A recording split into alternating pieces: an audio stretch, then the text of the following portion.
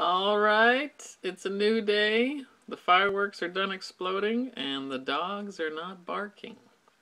So I'm looking at chapter 2, and it is about deciding what the goals are when you're arguing and being clear in your mind about what you're trying to achieve when you're arguing with somebody.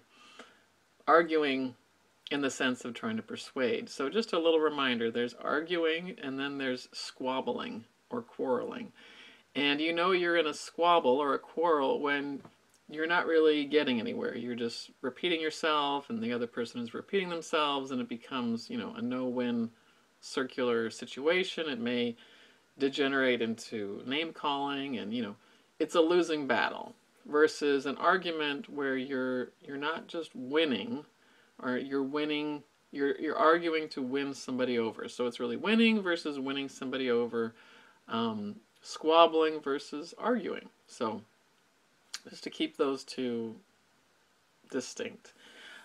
So in this chapter, Heinrichs goes into some detail about the three important ways that you can look at argument, and they are taken from the philosopher Cicero: mood, mind, and action, in a way very similar to Aristotle's ethos, logos, and pathos.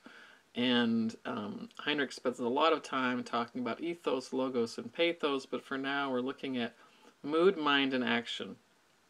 Three ways to reach your audience. So, mood, are you trying to change the way your audience feels about something? Mind, are you trying to change the way your audience thinks about an issue? Or action, are you trying to change what somebody is doing? Do you want them to do something differently?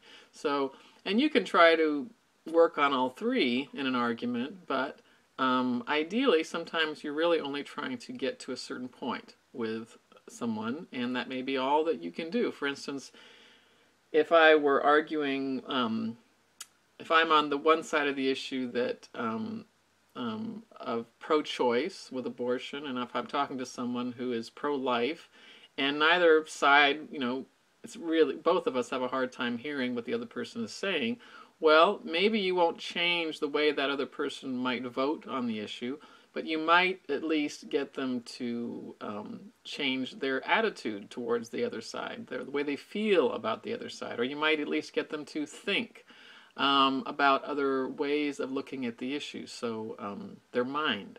You may not actually convince them to ever completely change their mind, but you might get them to at least open up their mind to another way of looking at it. And that's why you can set your goals ahead of time and be perhaps realistic sometimes about how much you can actually persuade somebody, and you may not get as frustrated.